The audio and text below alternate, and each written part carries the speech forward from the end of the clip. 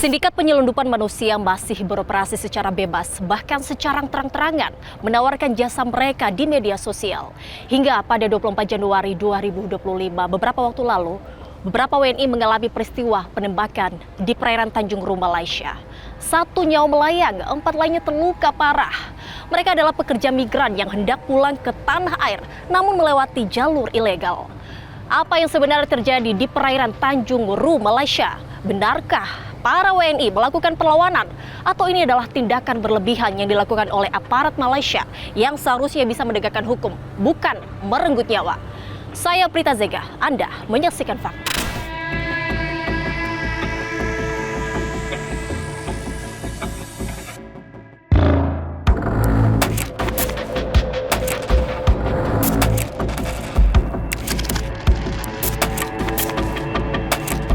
Salah satu tim kami akan melakukan penyamaran sebagai salah satu penumpang dan juga tenaga kerja yang akan berangkat secara ilegal ke Malaysia. Dan sebelumnya tadi sudah berkoordinasi dengan salah satu agen yang rencananya akan memberangkatkan belasan calon tenaga kerja yang akan berangkat Malaysia. Dengan Mas Adi, ini adalah salah satu tim kami yang akan melakukan penyamaran dengan salah satu agen.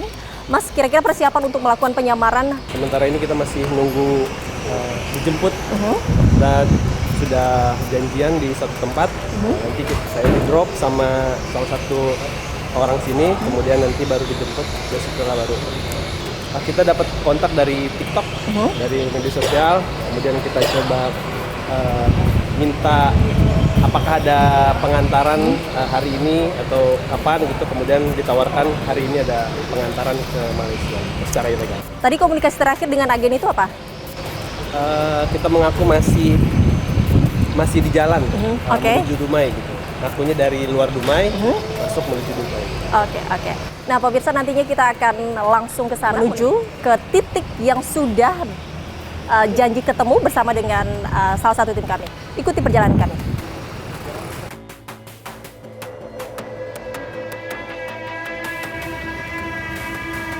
Bang, ini travelnya lagi nganterin orang itu, Bang. Ini barusan yang mana ya?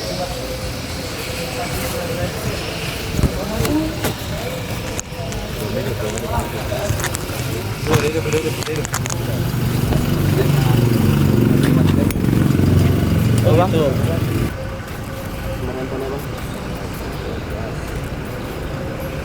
Ini beda suara nggak sih sama punya Bang Ari? Suaranya? 08. Sini, Bang. 13, 61. Kita mau jalan tuh, Bang. Ya. Kami masih di daerah. Di mana turunkan nanti, Bang? Di mana diturunkan nanti? Ya nanti saya informasikan sama yang abang berdua nih nanti. Gimana nanti? Ya, Bang. Ya udah mau jalan kami ini, Bang. Udah turun dari pelabuhan. Ya udah turun dari pelabuhan, Bang. Iya, Bang. Oke, Bang. Akan udah sampai nanti aku kabari ya, Bang, nanti suruh Bang tuh. Oke, Bang. Yuk. Agen yang tadi sudah berkoordinasi dengan salah satu tim kami saat ini mencoba untuk menghubungi tim kami kembali untuk memastikan apakah jadi berangkat atau tidak. Dan saat ini memang kami, semua tim kami sudah bersiap-siap untuk bertemu nantinya kepada agen yang tadi sudah berkoordinasi dengan salah satu tim kami. Ikuti perjalanan kami. Orang masih satu kan? Dua. Enggak, apanya ya? Oh, nggak tahu di sononya berapa nih. Telepon sih satu orang. Yang tadi di CP itu satu orang. Satu orang ya. Ya, pemirsa, tim saya saat ini sudah masuk mobil. Tadi sudah melakukan koordinasi dan sebentar lagi kita akan berangkat menuju titik di mana salah satu tim kami ini sudah janji untuk ketemu untuk berangkat ke Malaysia.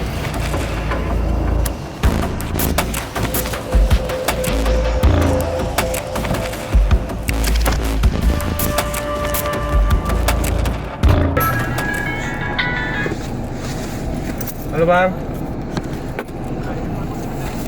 Udah. Baru mau arah. Tunggu sebentar, Bang. Berapa jam Pak Supir? Kurang lebih 1 jam kan? 1 jam, Bang.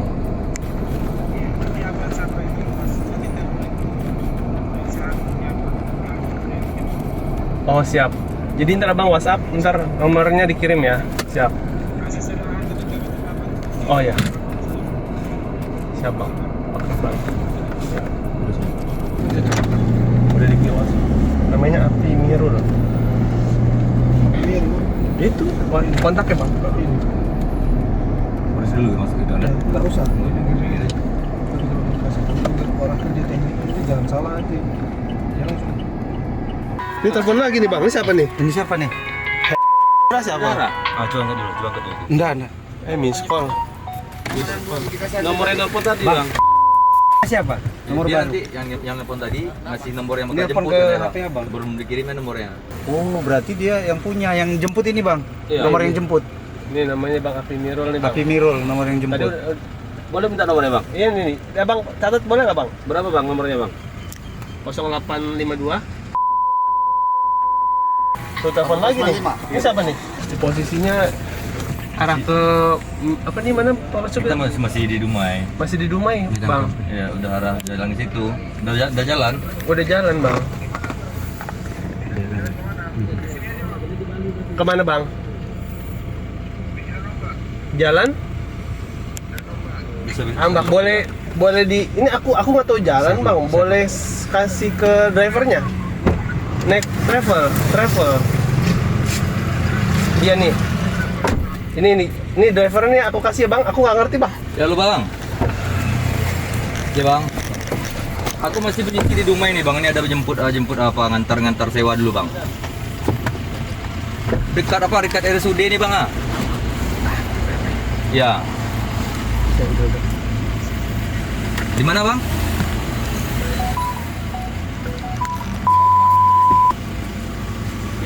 Oh, abang jemput orang di dua di situ lokasinya. Berdua katanya dia bang. Ya.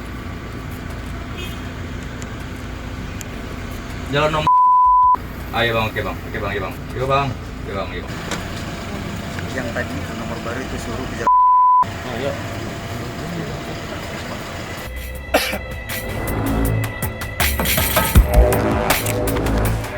Saat ini tim kami tengah berada di perjalanan menuju titik yang sampai saat ini kami tidak tahu lokasinya di mana. Ini sekitar 1,5 jam. Nah dia bilang di jalan.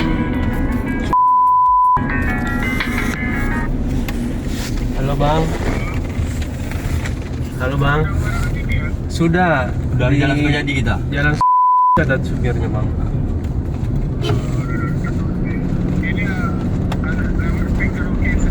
Lewat. Oh ada lewat sedikit ada mobil warna putih ya bang. Di kiri apa di kanan? Kiri ya bang. Oh di kiri. Oh oke siap bang. Oke bang. Yuk. Oh iya bang. Mobil ini Innova bang.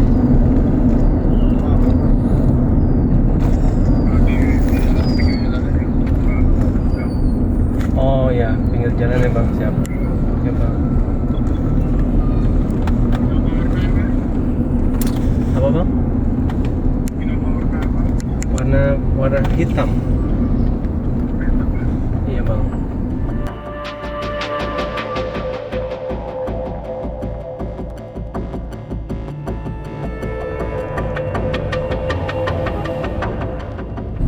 Sebelah kiri nanti.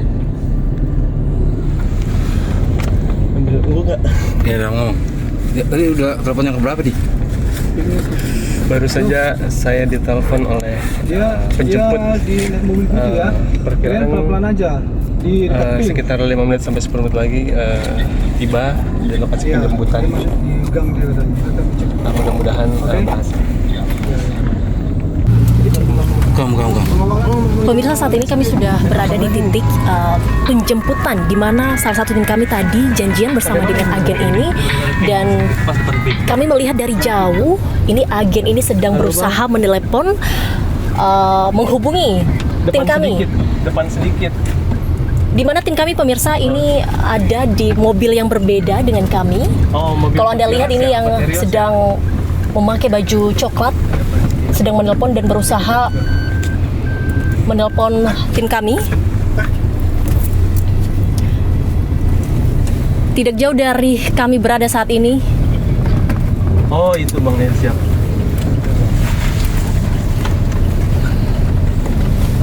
dan pemirsa, tim kami yang saat ini melakukan penyamaran sudah turun dari mobil. 2 orang dari tim kami saat ini sudah bertemu dengan agen ataupun salah satu dari anggota agen ini yang tadinya pemirsa menghubungi tim kami sebelumnya untuk melakukan penjemputan terhadap ataupun kepada 2 tim kami yang melakukan penyamaran. Kalau dilihat di sini pemirsa, ini tidak jauh sebenarnya dari jalan raya.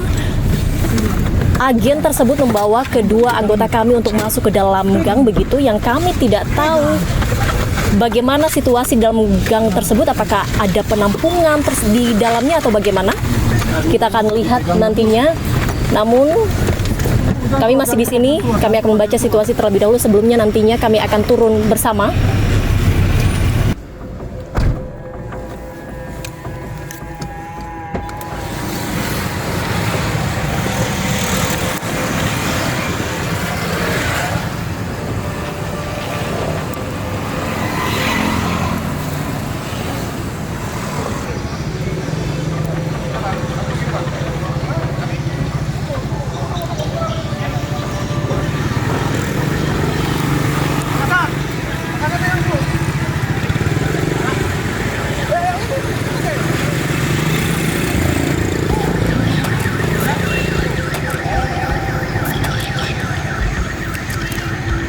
Bang ikut bang.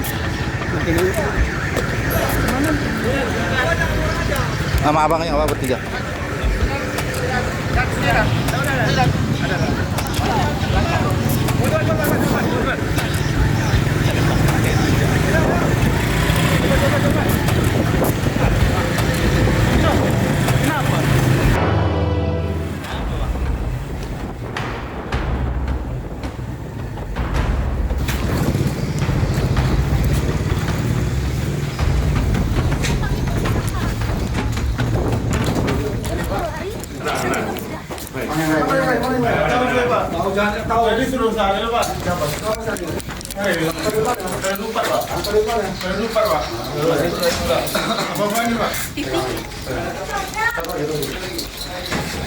Ini adalah tempat tadi dijemput oleh agen yang tadi sebelumnya saya informasikan bahwa agen ini tadi yang sudah janjian begitu bersama dengan 2 anggota tim kami yang melakukan penyamaran dibantu oleh tim kepolisian. Oh, kawan aku katanya. Yang mau kawan tadi.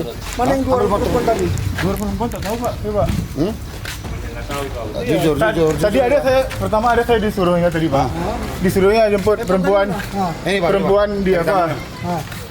Perempuan di ada kakak di auto wisata. Wisata? Di mana wisata? Ada wisata? Di wisata, tapi tak jadi katanya Bang. Nggak jadi gara-gara? Tak tahu. Tak usah lagi katanya. Enggak, di mana yang lain? Yang lain di mana? Tidak tahu saya Pak. Berapa orang? Yang sekarang gini, yang di gedung itu ada yang di gedung, Tidak tahu saya Pak. Demi Allah Pak. Gini, kalau kau terus kayak gitu, kaos Iya. ini. Yang beli. Saya apa adanya aja Pak. Iya, makanya gini kan kau Berapa kode apa bunyi berapa? Handphone bunyi berapa kodenya? Kodenya berapa? Sama orang 600. Kalau baik-baik kau enak, lebih bagus baik, lebih enak gitu. Sarel ini siapa Sarel? itulah sadar itu Pak. Di mana sekarang? Di Rupat Pak. Rupat. Iya. Itu lah saya tidak tahu, saya suruh jemput nanti antar ke Selingsing katanya. Nah, di sini sih di mana? Di mana? Saya tidak tahu Pak. Di mana? Di mana? Coba. Sing di mana? Jujur. Di Pelabuhan Saleh katanya. Hah? Di Pelabuhan Saleh. Jam berapa? Tidak tahu saya Pak. Ini aja, kasih sama pasar, pengembangan lebih gampang.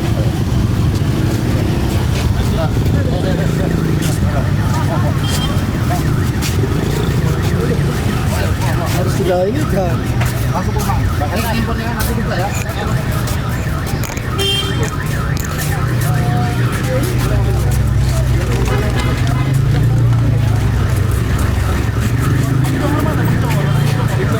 Hah?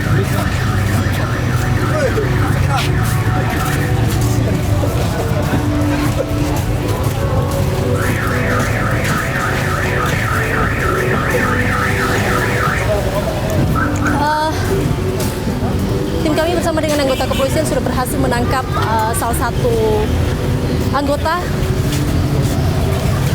yang sebelumnya tadi saya informasikan bahwa ini adalah salah satu tim yang bekerja sama yang seharusnya malam ini memberangkatkan belasan para pekerja imigran secara ilegal, pemirsa. Dan tadi kami menyaksikan langsung bagaimana penangkapan, penyergapan yang dilakukan oleh tim kepolisian dari Dumai begitu. Penumpang Kumpulnya di mana? tidak ada berkumpul bang, 2 orang diantar ke situ bang. Oh, di sana, bawa ke rumah. Dari rumah nanti baru berangkat. Iya. Sana ini masih muda.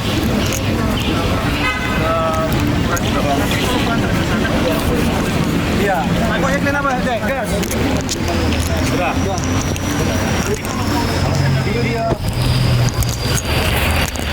Kalau udah nyampe 2 atau 3 kok bisa langsung antar ke pelabuhan atau seperti apa? Nah, aku ngantar nanti ke Bundam kan bang. Aku ngantar ke Bundam. Nanti disuruhnya foto kan orangnya. Iya. Nah, suruh foto kan orangnya. Dah. Aku balik lagi. Aku kirim foto sama dia. Ini foto dari Berapa yang terkumpul? 2 orang aja bang. Tadi siang ada mau disuruhnya jemput cewek 2 orang, tapi tak jadi. Nah, Yang antar kau nanti ke sana. hah? Yang antar kau ke sana. Tapi tak jadi cewek itu bang. Nah, kalau cewek itu tadi ada. Nanti Yang 2 ini siapa yang mau antar kau? aku disuruh yang nganter ke sana.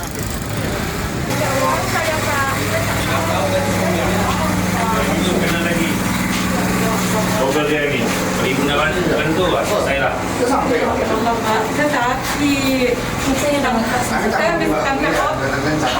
Ibu tenang aja, kan ada polisi. Iya. Ada alat bomnya? Ada dulu. Ada alat bomnya tuh. Ini adalah tempat tinggal yang tadi infonya adalah ini adalah kontrakan yang ditinggali oleh agen tadi dan juga bersama dengan istrinya. Harusnya tadi tim kami yang melakukan penyamaran ini dimulai titiknya berangkatnya dari sini dan nantinya akan diberangkatkan lagi ke tempat penumpang. Dan saat ini tim dari kepolisian tengah berusaha untuk menggali lebih dalam lagi kepada istri pelaku.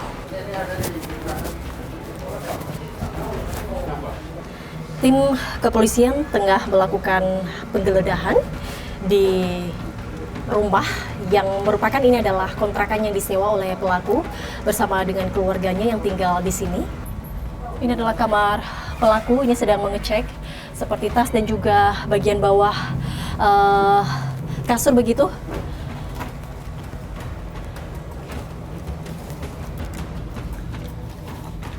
Bahkan dokumen-dokumen juga ini tengah dicek oleh tim kepolisian apa yang bisa didapatkan dari kasus yang saat ini dilakukan oleh pelaku.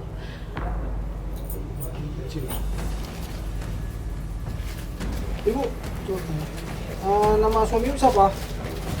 Andri. Tim kepolisian tengah mengecek, mereka mendapatkan dokumen kartu keluarga dari pelaku dan juga keluarga.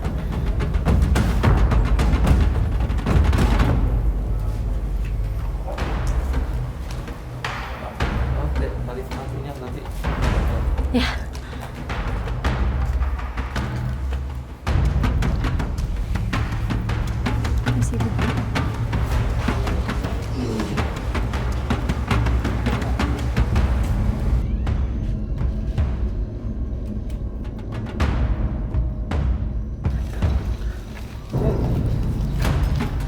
Pemirsa, istri dari pelaku juga diamankan. Tim kepolisian membawa istri pelaku ini dari rumah yang ditinggali oleh pelaku dan juga istri pelaku. Tadi selain dari pelaku yang sudah diamankan oleh tim kepolisian, tadi juga setelah penggeledahan dilakukan di rumah yang ditinggali oleh pelaku, ini diamankan juga beberapa dokumen yang tadi salah satunya kami lihat. Ini ada kartu keluarga begitu dan juga ada satu motor tadi yang kuncinya sudah diamankan juga oleh tim kepolisian. Kita temukan fakta selanjutnya.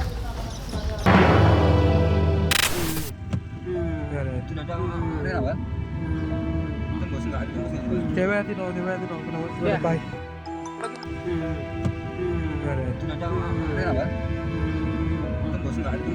Cewek itu, baik.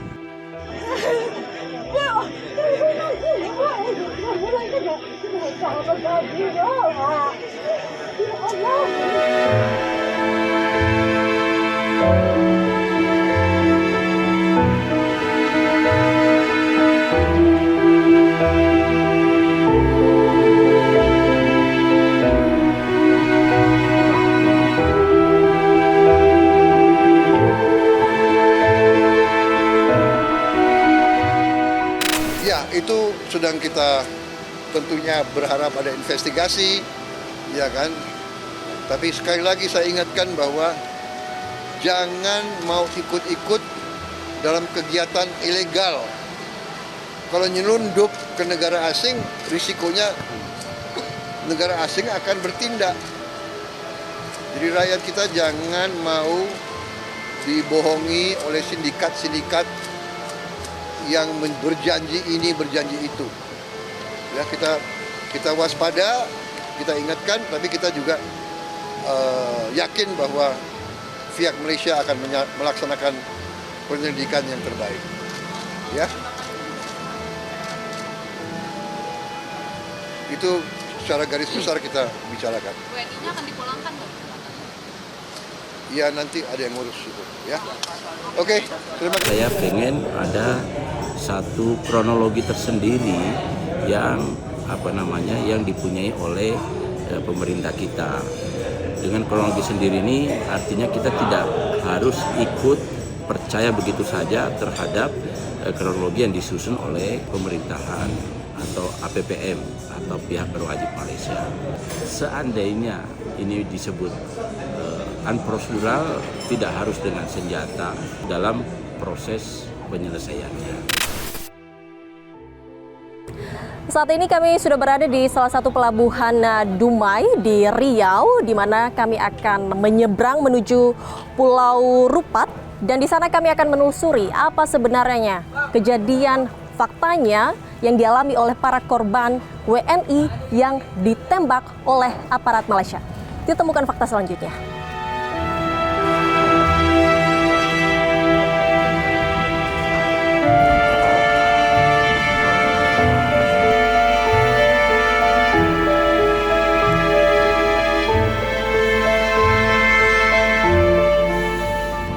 Kami sudah tiba di pelabuhan Tanjung Kapal di Pulau Rupat, dan langsung saja kami akan menuju rumah kediaman korban.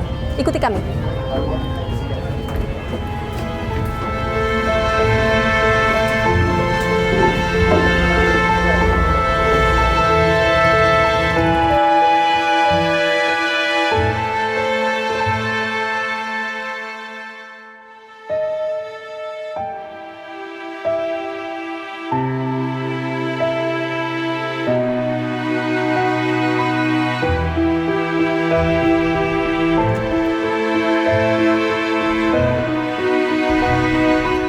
Lagi kami akan sampai di rumah keluarga korban, dan kami akan mencari tahu cerita selengkap-lengkapnya dan bagaimana sebenarnya apa yang dialami oleh korban sebelum adanya peristiwa penembakan yang terjadi di perairan Tanjung Ro, Malaysia.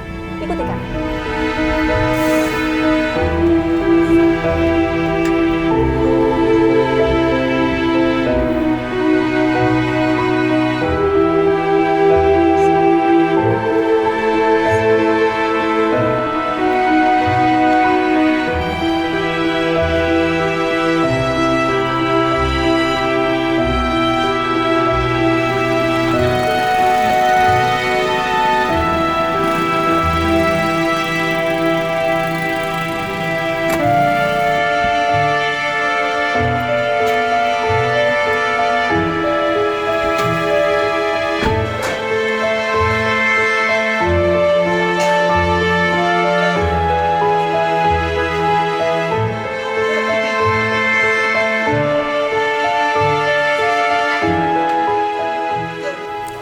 Saat ini kami berkesempatan untuk mewawancarai keluarga dari korban, dari almarhum Basri, bersama dengan istri dari almarhum, Ibu Nur Haidah. Ibu Nur Haidah, sebelumnya terima kasih telah menerima kami, tim Fakta di sini. Kami juga menyampaikan duka yang sangat dalam kepada keluarga korban atas kejadian yang menimpa. Kalau boleh tahu, pertama kali mendengar kabar dari almarhum itu kapan, Bu? Malam Sabtu. Berarti sehari setelah kejadian. Itu kabarnya diinformasikan oleh siapa, Ibu? Orang kampung ini, anak kemana dia? Apa yang disampaikan saat itu? Jadi orang itu minta kakak. Tanya kakak tuh apa? Aku bilang nggak ada katanya kan.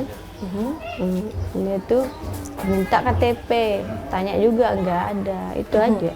Saat mendengar itu, apa yang terlintas di benak Ibu saat mendengar kabar bahwa meninggal dunia begitu atas peristiwa penembakan tersebut?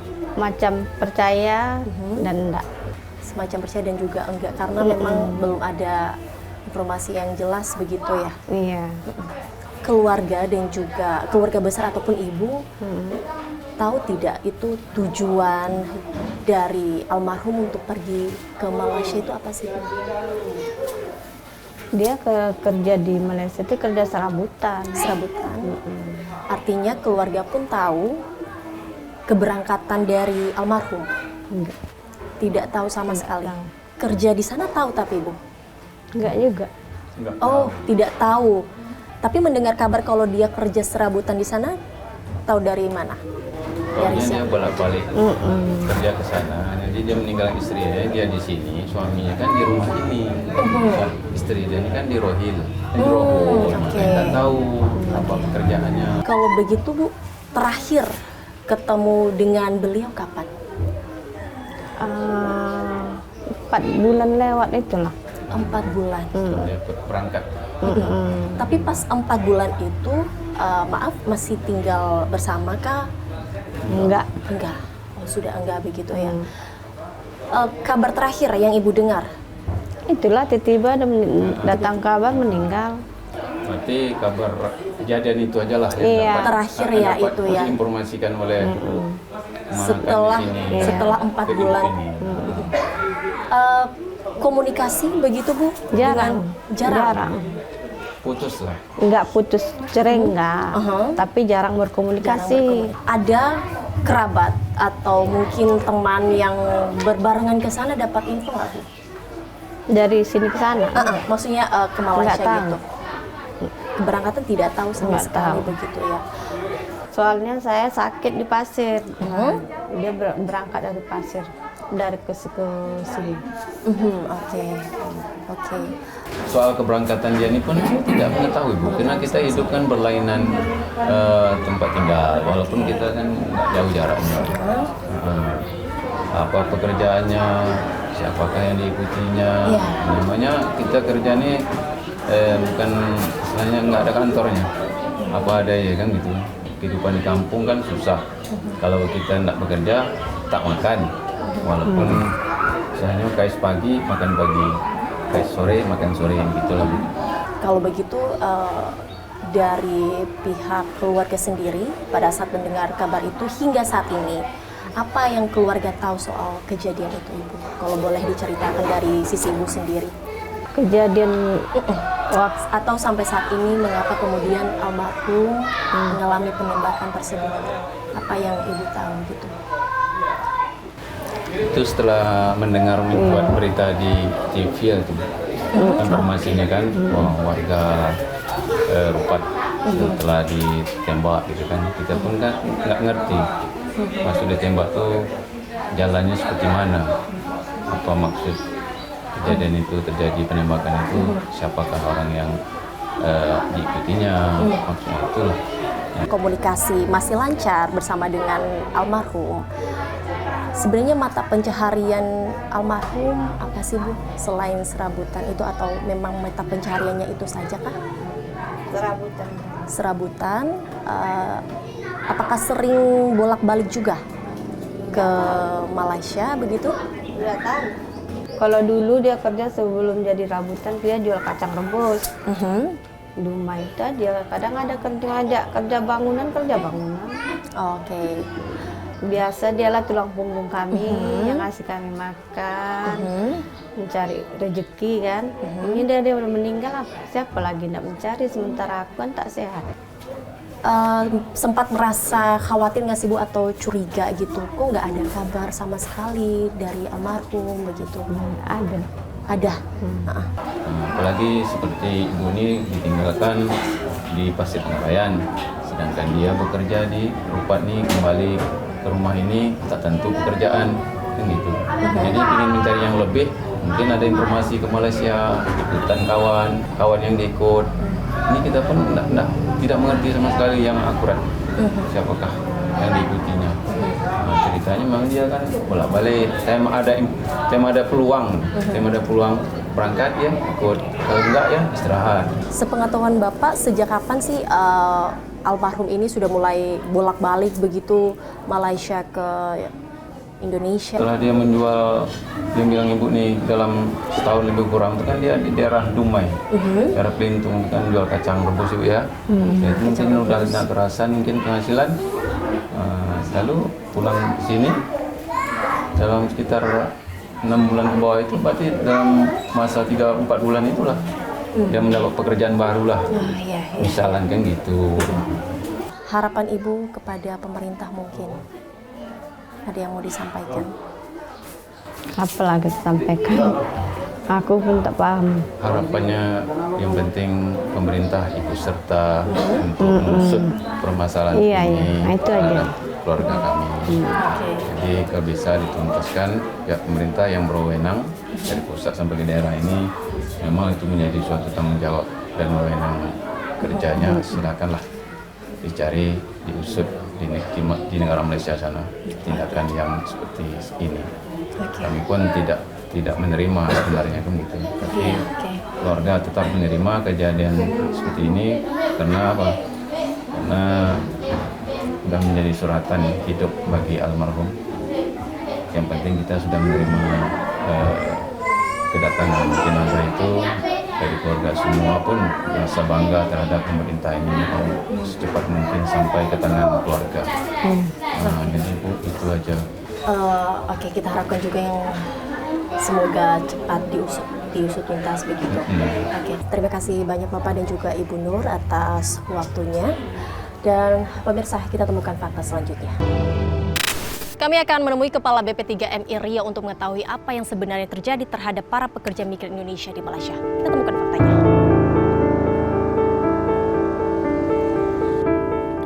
Ya pemirsa, saat ini saya sudah bersama dengan Kepala Balai Pelayanan Perlindungan Pekerja Migran Indonesia Riau bersama dengan Bapak Fani Wahyu Kurniawan. Pak Fani, sebelumnya terima kasih sudah menerima tim fakta di sini. Langsung saja Pak, terkait dengan update terkini soal penembakan yang dialami oleh WNI di Malaysia. Sejauh ini bagaimana update-nya? Berdasarkan informasi dari korban yang setelah bisa diverifikasi kemarin, 4 korban yang masih dirawat, 2 korban itu sudah bisa diajak verifikasi. Bahwasanya pengakuan dari korban itu tidak melakukan perlawanan terhadap APMM-nya Malaysia, sehingga menjadikan ini ada 2 versi. Kami harapkan pemerintah Indonesia harapkan bahwasanya ini pemerintah Malaysia, khususnya polisi Diraja Malaysia yang sedang mengusut tuntas ini agar bersifat transparan. Apa yang sebenarnya terjadi kepada yang dialami oleh korban kita ini, warga negara Indonesia yang bahkan 1 diantaranya meninggal dunia. Untuk jelasnya memang masih belum dapat, tapi berdasarkan pengakuan lagi kemarin, speed yang mereka tumpangi atau berdasarkan ini mereka keluar dari wilayah dari Malaysia mau keluar ke Indonesia. Kan informasinya beredar bahwasanya mereka diserang atau warga negara kita, PMI kita menyerang duluan. Tapi akhirnya berdasarkan keterangan tidak menyerang duluan. Nah ini yang tadi kembali saya sampaikan bahwasanya kronologis ini berdasarkan versi-versi ini yang masih kita tuntut. Tentu memang dengan jalur yang mungkin bukan resmi sehingga terjadinya kegiatan pengamanan terhadap speed warga negara Indonesia yang di perairan Malaysia. Pak Fari, ini ada dari keterangan APMM di sana bahwa mereka mengaku perahu yang menampung WNI ini menabrak kapal dari APMM. Itu benar atau tidak? Informasi malah justru ditabrak. Justru kebalikannya, informasi dari sana justru kebalikannya. Sekali lagi, ini versi lagi berbeda. Versi lagi yang kita terima sebagai warga Indonesia. Dari korban yang sudah verifikasi, berdasarkan dari keterangan pihak Malaysia. Ya tentu ini yang memang kita harapkan pihak Malaysia, pemerintah Malaysia benar-benar terbuka terjadi untuk terhadap penelusi ini. Ada keterangan juga bahwa mereka menyerang menggunakan parang begitu. Betul. Dari keterangan korban seperti apa itu?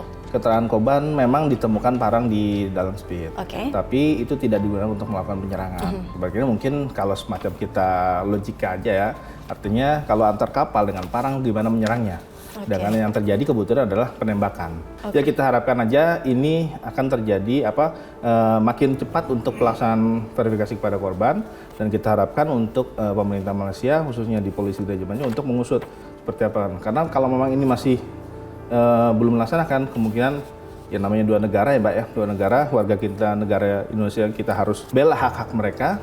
Kita sebagai warga negara Indonesia, ya kita pengen secepatnya clear untuk masalah ini. Sebelum terjadinya penembakan, APMM sebelumnya sudah memberikan peringatan atau langsung melakukan penembakan, Pak? Dari keterangan korban seperti apa? Tapi sekali lagi yang kita sesalkan, tidak perlu, harusnya tidak sampai terjadi penembakan tersebut.